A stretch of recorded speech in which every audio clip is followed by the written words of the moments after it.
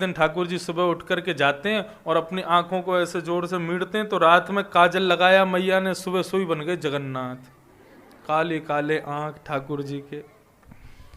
और मैया की गोद में जाके लेट गए। मैया दही मथ रही है, सो मैया की गोद में पौड़ के बोले, मैया मुँह को अपना दूध पिवा।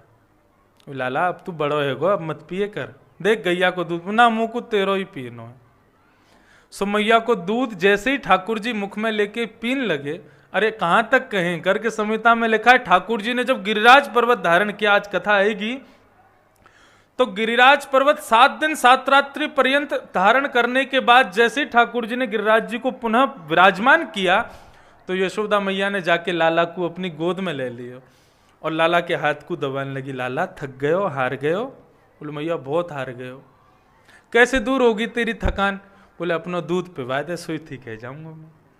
ऐसो प्रेम करें यशोदा से। 7 वर्ष के थे जब कन्हैया ने गिरिराज उठाया, तो मैया को दूध पीने लगे, सो सामने अंगीठी पर जो गऊ का दूध गर्म हो रहा था, उसके मन में विचार आया, आज ठाकुर जी मेरा भोग नहीं लगाएंगे, और यदि मेरा भोग नहीं लगेगा तो मेरा जीवित रहना बेकार है।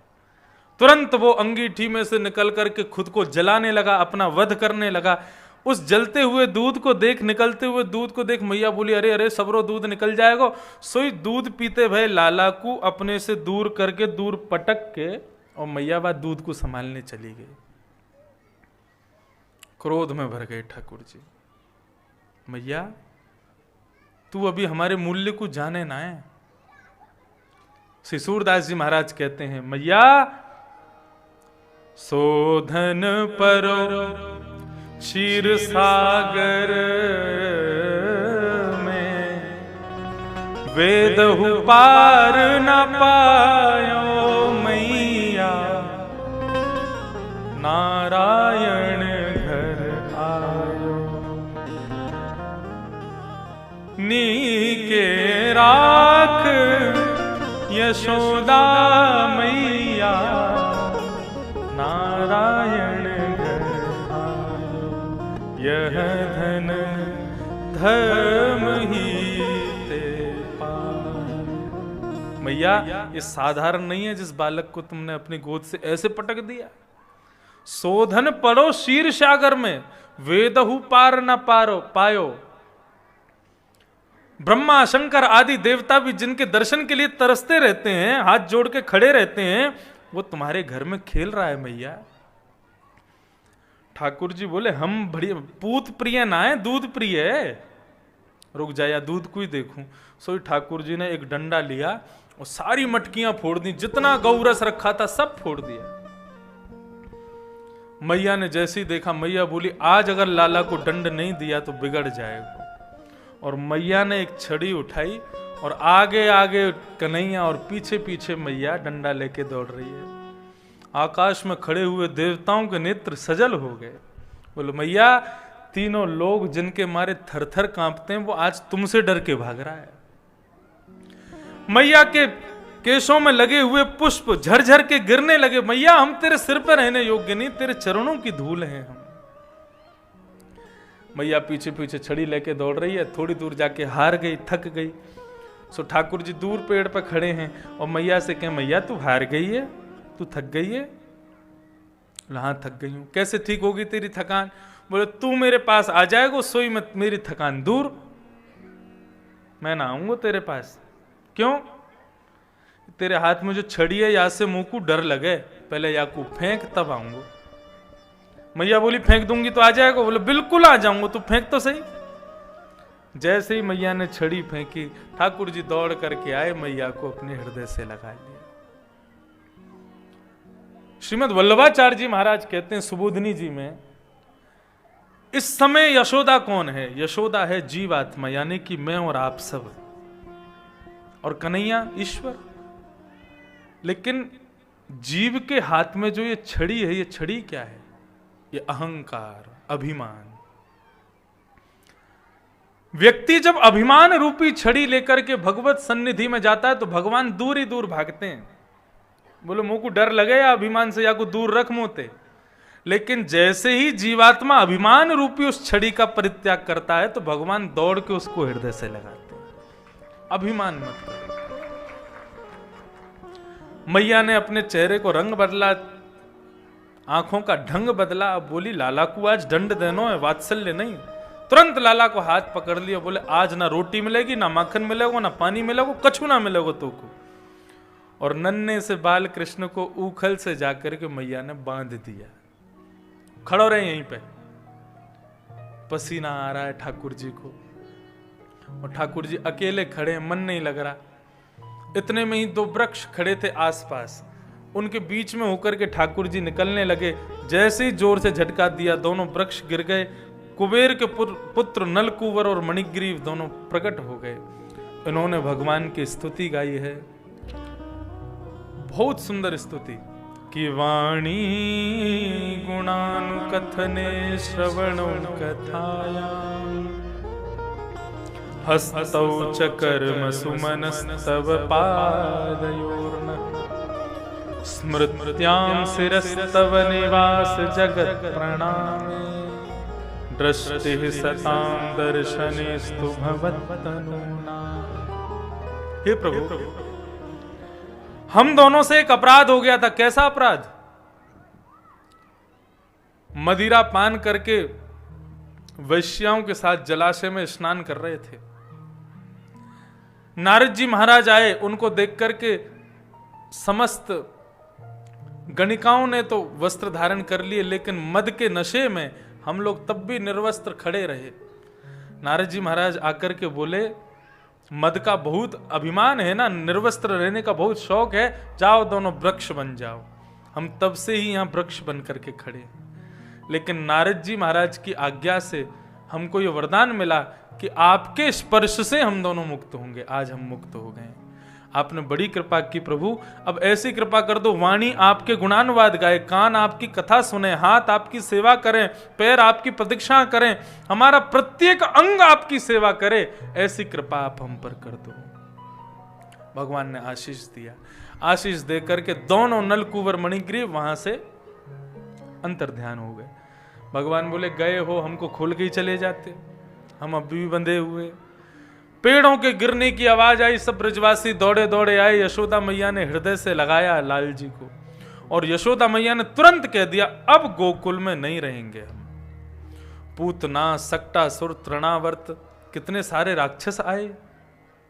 मेरो लाला को जादना से जन्म भयो, वादना से गोकुल पे कोई ना कोई आपदा आ रही है, अब नहीं रहेंगे यहां। नंद बाबा के बड़े भैया ने तभी बात बताई, बोले मेरी नजर में एक नया वन है कि वनम वृंदावनम नाम पशव्यम नवकाननम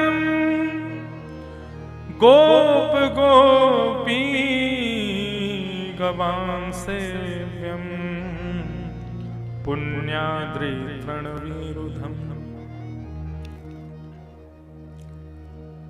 एक वृंदावन नाम का एक वन है, वहां पर तुलसी के बड़े वृक्ष हैं।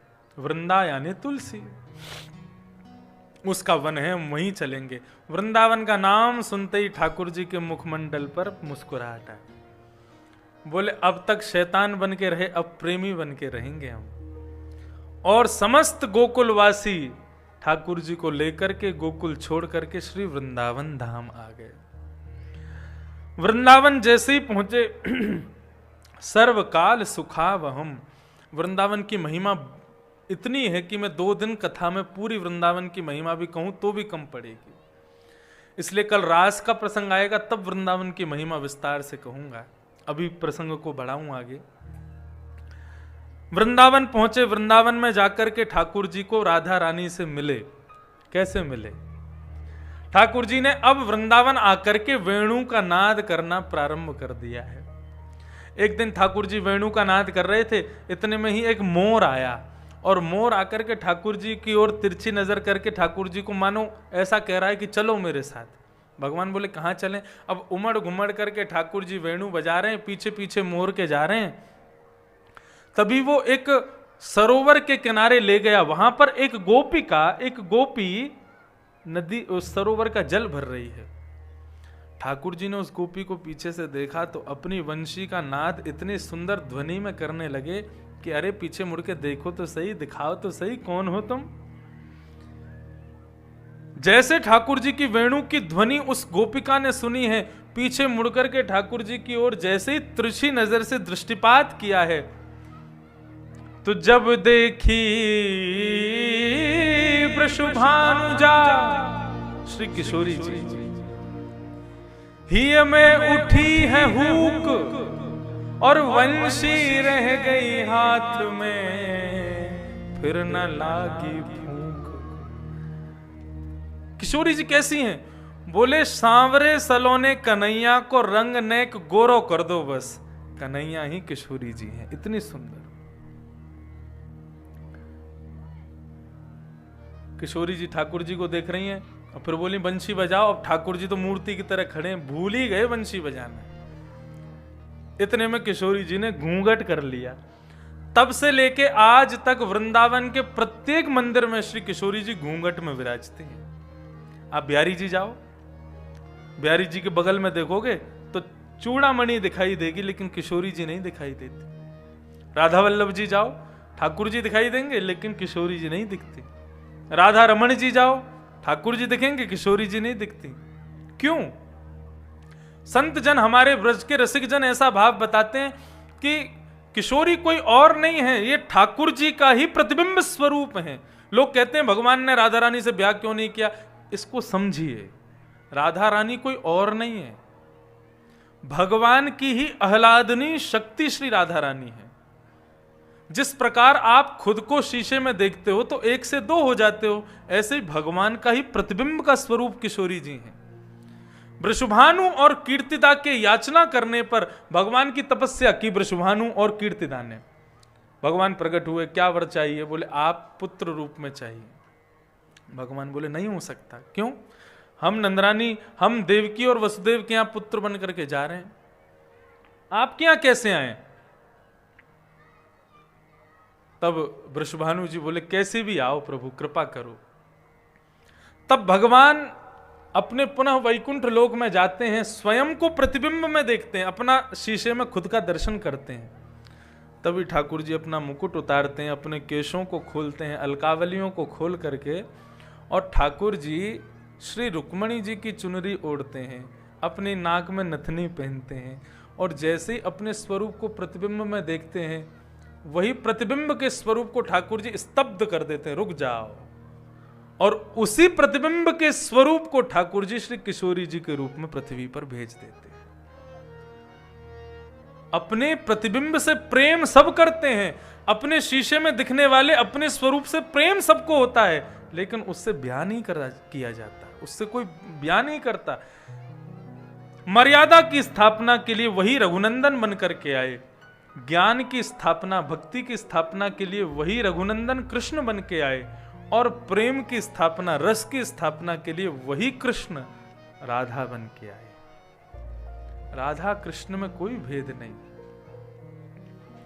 समाज को, कलयुग के लोगों को, रसिक जनों को यह बता सकें वास्तव में प्रेम कहते किसे हैं, उसके लिए ठाकुर जी ने किशोरी जी का रूप धारण किया। उनमें कोई भेद नहीं है।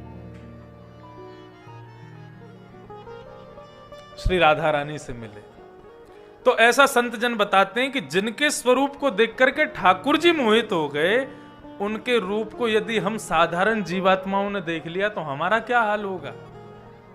और एक संत जन तो कहते हैं यदि किशोरी जी घूंघट ऊपर करके बैठ जाएं तो बिहारी जी ऐसे नहीं खड़े होंगे, फिर यूं ही खड़े होंगे, उन्हीं को ही देखते रहेंगे। इसलिए उन्होंने घूंघट कर लिया ताकि आप दर्शनार्थियों को दर्शन दे सको, नहीं तो मोहिए देखते रहोगे। या हमारे किशोरी जी घूंघट में बैठी। हमारे ब्रजमंडल में किशोरी जी का स्वरूप नहीं दिखेगा, केवल श्री राधिका रानी का नाम दिखाई देगा, नाम सुनाई देगा। क्यों? बिहारी जी के रूप में कभी कोई भेद ही नहीं है। मैं एक दिन यही चर्चा रात्रि में ऊपर कर रहा था, तब सामर सिंह परिवार के सब लोग बैठे थे, तब भी मैंने कहा था भगवान के रूप को दो आंखों से कैसे देखना चाहिए। बोले भगवान के दाहिने अंग को कृष्ण स्वरूप और वाम अंग को किशोरी जी के रूप में देखना चाहिए। इसीलिए आप देखेंगे मुकुट इधर आता है और इधर शीश फूल आता है, मतलब ये कौन है? ये किशोरी जी हैं। श्रीनाथ जी, इनका रूप कैसे प्रकट हुआ ये भी मैं कल रास की भूमिका में ही बताऊंगा, तब आपको। और अभी तक तो हम लोग ज्ञान वैराग्य की चर्चा कर रहे थे, अब प्रेम की चर्चा शुरू होगी कथा में। और कल की कथा जो है वो तो प्रेम की प्रधानता की कथा है, इसलिए कल की कथा उन्हीं के पल्ले पड़ेगी जो वास्तव में भगवान से प्रेम करते, नहीं तो बाकियों को तो सिर के ऊपर से बाउंसर जाने वाला है कल। रास पंचाध्यायी सबको समझ नहीं आता, इसलिए कल तो वास्तव में प्रेमी बन करके आइएगा। ठाकुर जी ने अघासुर नाम के एक राक्षस जो कि सर्प के रूप में आया था उसका वध किया। उसके बाद ठाकुर जी वन भोज करते, मैंने कथा में बताया था। ब्रह्मा जी के मोह को दूर किया, वो भी मैं कथा में एक दिन बता चुका हूं। इस प्रकार ठाकुर जी लीला करते हुए आगे ठाकुर जी को चिंता होती है कि भैया एक कालिया नाग नाम का एक सर्प रहता है यमुना में, जिसने दूषित किया यमुना को, इसको कैसे निकालें। क्यों बलराम जी संग खेलने जाते हैं, ये भी शेष नाग हैं, और इनके सामने किसी नाग को मारेंगे तो इनको क्यों अच्छा लगेगा। तो बलराम जी से उन्होंने एक राक्षस का मर्दन करवाया। उस राक्षस का नाम था धेनुकासुर। ये धेनुकासुर जो था ये गधे के रूप में था। बलराम जी को हमेशा लगता है सारे राक्षसों को कन्हैया मारता है, हम किसको मारें। तो अब की बार जब धेनुकासुर को मारने की बारी आई तो भगवान ने बलराम जी से कहा, दाऊ दादा हम छोटे मोटे राक्षसन ने मार दें, बड़े राक्षसन को आप मारो। धेनुकासुर बहुत बड़ा है, मैं नहीं मार पाऊंगा, आप मारो। सो बलराम जी की चौड़ गए। बलराम जी बोले हम मारेंगे धेनुकासुर को। अच्छा, भगवान जब भी किसी राक्षस को मारते तो पूरे ब्रजमंडल की गोपियां ठाकुर जी की नजर उतारती, ठाकुर जी की आरती करती, ठाकुर जी को हृदय से लगाती। बलराम जी बोले आज हम मार के आएंगे तो हमारी भी ऐसी खातिरदारी होगी। लेकिन भगवान ने पूरा रूप ही बदल दिया। वो धेनुकासुर को मार के आए तो भगवान ने श्रीदामा से कही तू पूरे नगर में हल्ला कर दियो कि ये एक गधा को मार के आए।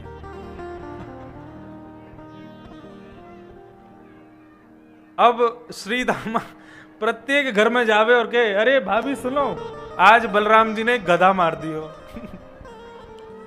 अब बलराम जी सीना चौड़ा के आ रहे, बोले आज ब्रज में हमारी भी पूजा होगी, हमारी भी जय जयकार होगी, सब लोग कहेंगे वाह भाई बलराम भी राक्षसों को मारता है।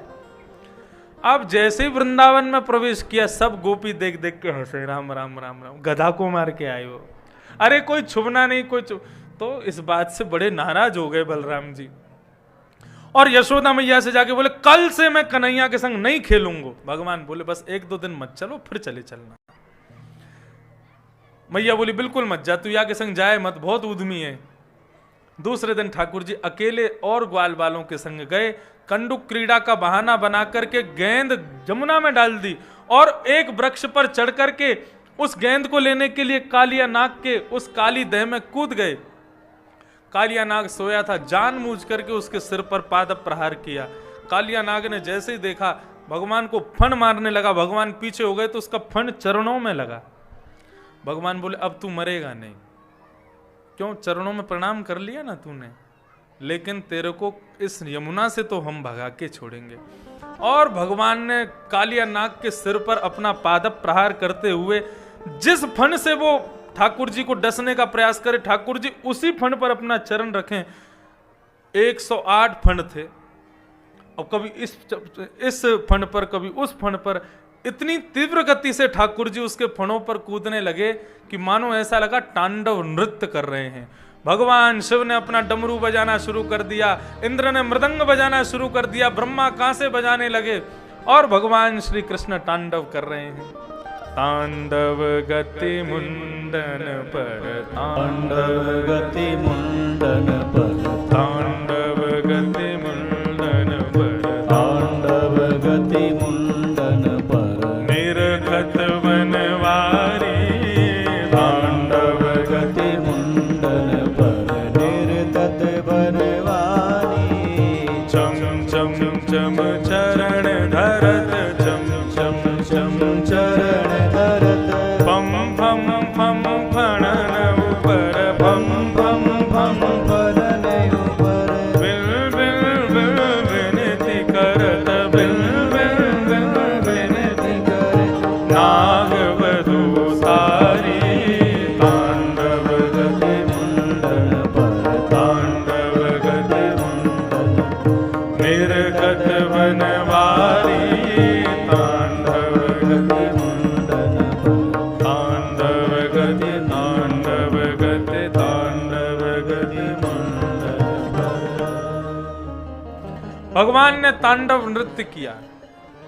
प्रत्येक फण से जब खून निकलने लगा, चरणों में गिर गया काली नाग। मुझे मार क्यों रहे हो ये तो बताओ। बोले तूने हमारी यमुना विषैली कर दी। कालिया नाग बोला एक बात बताओ, सांपों को किसने बनाया? भगवान बोले हमने बनाया। सांपों में इतना गुस्सा किसने भरा? भगवान बोले हमने भरा। सांपों की जीभ में विष कहां से आया? बोले मैंने डाला। तो फिर मुझे क्यों मार रहे हो? आपने यदि मेरी जीभ में अमृत डाला होता तो मैं इस पूरी यमुना नदी को अमृतमय बना देता। आपने ही मुझे विषैला बनाया, तो इसमें मेरी क्या गलती है? भगवान बोले बात मत पलटो, हमारी यमुना को छोड़ करके जाओ तुम यहां से। और कालिया नाग प्रणाम करके वृंदावन छोड़ करके प्रभासत क्षेत्र में चला गया, समुद्र में जाकर के विराजमान हो गए। 2 बार अग्नि लगी, दोनों बार भगवान ने उसको शांत किया। वेणु गीत के माध्यम से गोपियों के हृदय में ठाकुर जी ने अपने स्वरूप को स्थापित किया। मथुरा की गोपांगनाओं के हाथों से भोजन पाकर के उनको सुख प्रदान किया। भगवान आज गैया चरा करके लौट रहे थे तो पूरे वृंदावन में देसी घी की सुगंधी आ रही है। हर घर में पकवान बन रहे हैं, 56 भोग बनाए जा रहे हैं। भगवान जैसे ही नंद भवन पहुंचे तो यशोदा मैया मुंह पे कपड़ा बांध करके और 56 भोग की सामग्री सिद्ध कर रही है। ठाकुर जी बोले मैया ने कहा दूर दूर दूर दूर दूर, भीतर मत आइयो, अंदर मत आइयो। क्यों? बोले आज जय जय के काजे भोग बन रहे हो है। ये जय जय कौन है? बोले जय जय इंद्र है। भगवान बोले सबसे बड़े जय जय हम हैं, हम तो बड़ो जय जय कोई ना है। ये इंद्र कौन है? मैया बोली जाके बाबा से पूछ। नंद बाबा के पास आकर के ठाकुर जी ने प्रश्न किया, बाबा ये सब कहा है रो? अब 2 मिनट बड़े भाव से सुनिएगा गिरिराज उत्सव की कथा। नंद बाबा ठाकुर जी को समझा रहे हैं कि ये लीला चल क्या रही है। नंद बाबा कह रहे हैं देख लाला, हम हैं किसान और इंद्र हमारे स्वामी देवता हैं। हम उनकी साल भर में 56 भोग बना करके पूजा करें, सो वह पूजा से प्रसन्न है करके इंद्र समय जब होता है तभी बारिश करते हैं, अनावृष्टि नहीं करते। अनावृष्टि अतिवृष्टि दोनों से हमको फायदा मिलता है, इसलिए हम इंद्र की पूजा करते हैं। भगवान बोले तो फिर सूर्य की पूजा क्यों नहीं करते? वो भी तो हमको रोशनी देता है। चंद्रमा की पूजा क्यों नहीं करते? वो भी तो हमको शीतलता देता है। देखो स्वयं भगवान के मुख से सुनो, 33 करोड़ देवताओं का भाव बता रहे हैं भगवान। तो फिर वायु की पूजा क्यों नहीं करते? वो भी तो हमको हवा देता है। पिताजी ये 33 करोड़ देवता हमें कछु ना कछु देते ही रहे, तो क्या हम लोग इनकी पूजा ही करते रहेंगे? और भगवान कितनी अच्छी बात कह रहे हैं कि कर्मणा जायते जंतु कर्मणैव विलीयते सुखम दुखम भयम क्षेमम कर्मणैवाभिपद्यते। श्री भगवान उवाच, भगवान कह रहे हैं पिताजी कर्म करने से ही मानव को सुख मिलता है और कर्म करने से ही दुख मिलता है। देव देव आलसी पुकारा, जो देवताओं के भरोसे पड़े रहते हैं कि हम इंद्र की पूजा करें, इंद्र आकर के वर्षा कर देगा और इंद्र यों कर देगा, इंद्र यों कर देगा, ऐसा कुछ नहीं होता है। जो परिश्रम करते हैं, जो श्रम करते हैं, जो मेहनत करते हैं, जो कर्म करते हैं, पिताजी ईश्वर नाम की भी कोई सत्ता है तो वो भी फल उसी को देती है जो मेहनत करता है। जो मेहनत नहीं करता, जो श्रम नहीं करता, परिश्रम नहीं करता, भगवान भी उसको फल नहीं देते। इंद्र की पूजा करने से कुछ नहीं होगा। कल को मेरा खेत और आपका खेत अलग हो, आप पूजा करो मैं नहीं करूं, तो क्या इंद्र केवल आपके खेत में बरसेगा, मेरे में नहीं बरसेगा? समस्त ब्रजवासी बोले कन्हैया तुम कहना क्या चाहते हो? बोले मैं तो बस इतना कहना चाहूं कि भैया 33 करोड़ देवतान की पूजा करोगे तो थक जाओगे, पूरा जीवन निकल जाएगा। एक साधे सब सधे, निष्ठा केवल एक में, प्रेम सबसे करो। ये 33 करोड़ देवताओं का एक वृक्ष है, उनको हरा भरा करना है तो जड़ में पानी डालना पड़ेगा। और वाकी जड़ कौन है? बोले वाकी जड़ है साक्षात विष्णु, और वही विष्णु हमारे ब्रजमंडल में गिरिराज के रूप में विराज रहे हैं। भगवान ही विष्णु है। भगवान कह रहे हैं ये नारायण, ये विष्णु साक्षात पर ब्रह्म है, इनकी पूजा के लिए चलो। बूढ़े बड़े ब्रजवासी कहने लगे बरसन से आई इंद्र की पूजा छोड़ देंगे तो इंद्र नाराज हो जाएगा।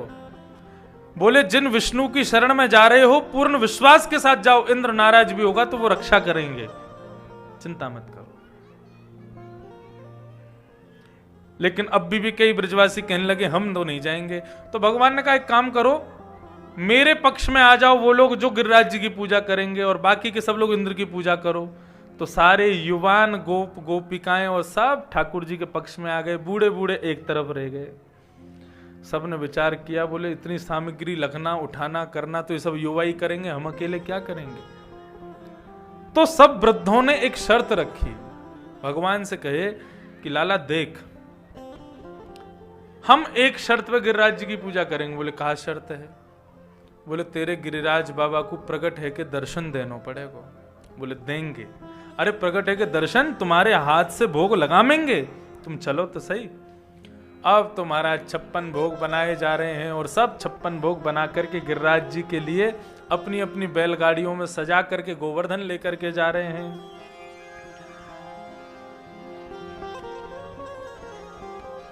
सब ब्रजवासी आनंद निमग्न होकर के गाते हुए जा रहे हैं। श्री गोवर्धन महाराज महाराज तेरे माथे मुकुट विराज रहो। श्री गोवर्धन महाराज महाराज तेरे माथे मुकुट विराज रहो। श्री गोवर्धन महाराज महाराज तेरे माथे मुकुट विराज रहो। श्री गोवर्धन महाराज महाराज तेरे माथे मुकुट विराज रहो। तेरे माथे मुकुट विराज रहो। तेरे माथे मुकुट विराज रहो। तेरे माथे मुकुट विराज रहो। तेरे माथे मुकुट विराज रहो। श्री गोवर्धन महाराज महाराज तेरे माथे मुकुट विराज रहो। श्री गोवर्धन महाराज महाराज तेरे माथे मुकुट विराज रहो। तो पे पान चढ़े तो पे फूल चढ़े। तो पे पान चढ़े तो पे फूल चढ़े। तो पे पान चढ़े तो पे फूल चढ़े। तो पे पान चढ़े तो पे फूल चढ़े। तो पे पान चढ़े तो पे फूल चढ़े। तो पे पान चढ़े तो पे फूल चढ़े। तो पे चढ़े दूध की धार आधा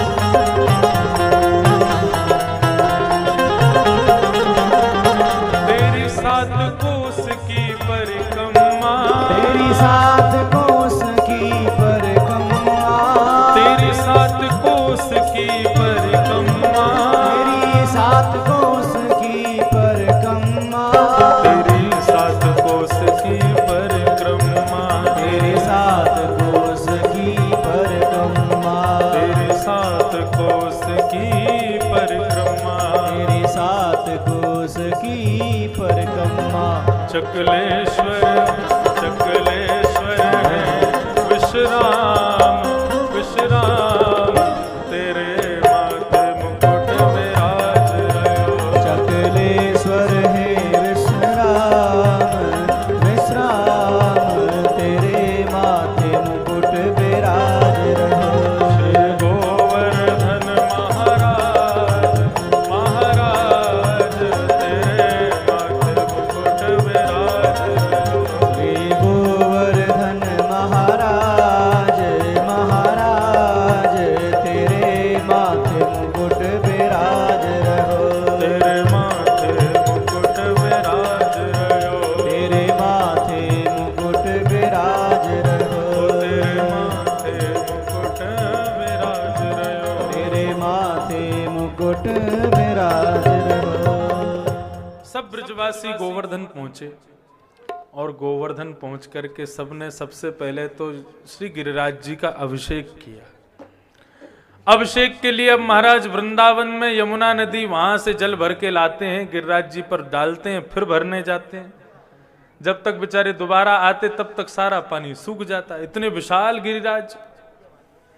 तब सब ब्रजवासियों ने प्रार्थना की तो श्री गिरिराज प्रभु ने अपने मन से गंगा प्रकट कर दी। वहीं पर नाम पड़ा मानसी गंगा।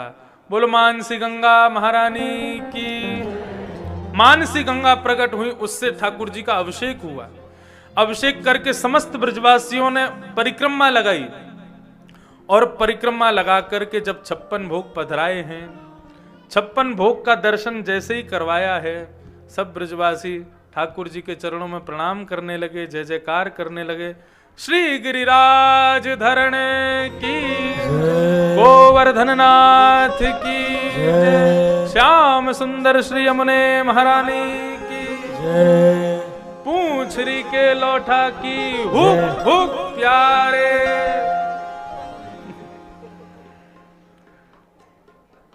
ठाकुर जी के सामने जब भोजन पधराया गया, इतने में ही क्या देखा, 4 भुजा धारण करके श्री गोवर्धन नाथ प्रकट हो गए हैं। गोवर्धन नाथ प्रकट हो गए। प्रकट होते ही कहने लगे, लाओ ब्रजवासियों भोग, लाओ ब्रजवासियों भोग। अब 4 भुजा वाले ठाकुर जी को देख करके सब ब्रजवासी बड़े प्रसन्न हो गए। सब अपने आप ले करके जा रहे हैं और अपने हाथ से ठाकुर जी के मुख में अपनी सामग्री पधरा रहे हैं।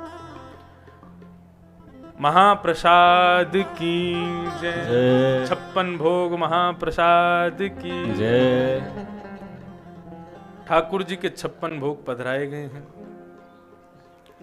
56 भोग का भोग लगा रहे हैं ठाकुर जी खूब आनंद से। अब एक रूप से तो ठाकुर जी नीचे खड़े हैं कृष्ण, और दूसरे रूप से ऊपर खड़े हैं 4 भुजा धारण करके, और सब भोग लगा रहे हैं। सब ब्रजवासी कह रहे हैं, बोले लाला ये गिरिराज जी की शक्ल तोते बहुत मिले, देखियो बिल्कुल तेरे जैसो है। ठाकुर जी बोले, मैं गैया चरावे यही गिरिराज पर्वत पे आऊं ना, सो जा गैया को दूध मैं पीऊं, वही गैया को दूध गिरिराज जी पी में, या मारे हम दोनों उनकी शक्ल एक जैसी। इतने में ही भगवान का चतुर मित्र श्रीदामा आया, बोले लाला ऐसो कैसे है सके। बोले देख तू भी जा गैया को, तू भी अपनी मैया को दूध पियो, तेरी बहन ने भी पियो, दोनों उनकी शक्ल मिले कि ना मिले। बोले मिले तो है, लेकिन ऐसे तो लाला गैया को दूध बछड़ा भी पीवे, हमारी शक्ल बछड़ाते क्यों ना मिले। ठाकुर जी के अब बात मत बनावे ज्यादा। सब लोग इतने आनंदित हो रहे हैं, गिरिराज बाबा स्वयं प्रकट होकर के भोग लगा रहे हैं। इतने में ही इंद्र नारद जी आए और चुपके से सब 56 भोग की सामग्री में से कुछ सामग्री निकाल करके श्री नारद जी चले गए। और कहां गए, सीधे इंद्र के पास। इंद्र के पास पहुंचे और इंद्र के पास जाके बोले, इंद्र जल्दी हाथ आगे करो। इंद्र बोला क्या लाए हो। बोले करो तो सही। इंद्र ने हाथ आगे किया, बोले लो खाओ मोहन थार। इंद्र ने खाया, बोले बड़ी स्वादिष्ट है, कहां से लाए हो। जो बोले लो खाओ पेड़ा।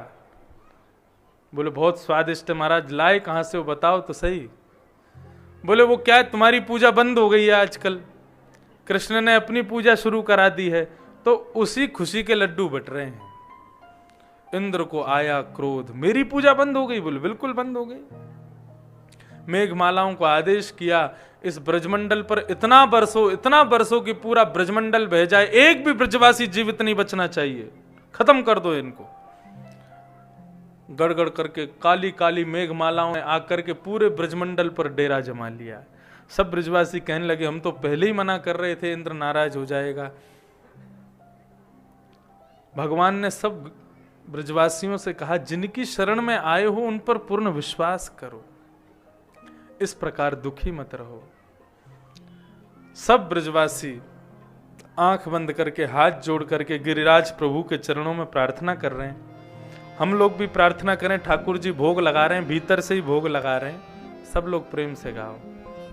गिरिराज धरण प्रभु तुमरी शरण, गिरिराज धरण प्रभु तुम्हारी शरण, गिरिराज धरण प्रभु तुमरी शरण, गिरिराज धरण प्रभु तुम्हारी शरण, तुम्हारी शरण गिरिधर तुम्हारी शरण,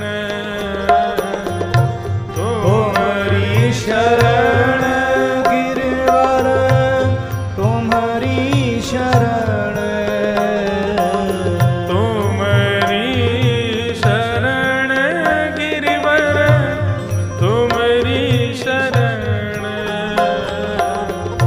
तुम्हारी शरण गिरिवर तुम्हारी शरण, गिरिराज धरण प्रभु तुम्हारी शरण, गिरिराज धरण प्रभु तुम्हारी शरण, प्रभु तुम्हारी शरण, ओ प्रभु तुम्हारी शरण, प्रभु तुम्हारी शरण, ओ प्रभु तुम्हारी शरण। श्री गोवर्धननाथ की। सब ब्रजवासी नेत्र बंद करके प्रार्थना कर रहे थे। जैसे ही नेत्र खोल करके सामने देखा तो क्या पाया, 7 वर्ष के नन्हे से बाल कृष्ण प्रभु ने 7 कोस लंबे चौड़े गिरिराज पर्वत को अपनी इकन्नी उंगली पर धारण कर लिया है। बोलो गिरिवरधारी गोपाल की, गिरिराज धरण की। गिरिराज पर्वत धारण कर लिया। सब ब्रजवासियों को ठाकुर जी बोले आ जाओ आ जाओ, सब नीचे खड़े हो जाओ। सब गिरिराज पर्वत के नीचे खड़े हो गए। शेषनाग ने आकर के पूरे बाहर से बांध बना लिया ताकि बाहर का पानी भीतर ना आ जाए। सुदर्शन चक्र गिरिराज पर्वत के ऊपर आकर के अपनी तीव्र गति से घूमने लगे ताकि नीचे जो भी पानी गिर रहा है वो सूखता रहे। और एक कोने में अगस्त मुनि बैठ करके संपूर्ण जल का पान कर रहे हैं और सब ब्रजवासी ठाकुर जी की मनोहर छवि को देख रहे हैं। अब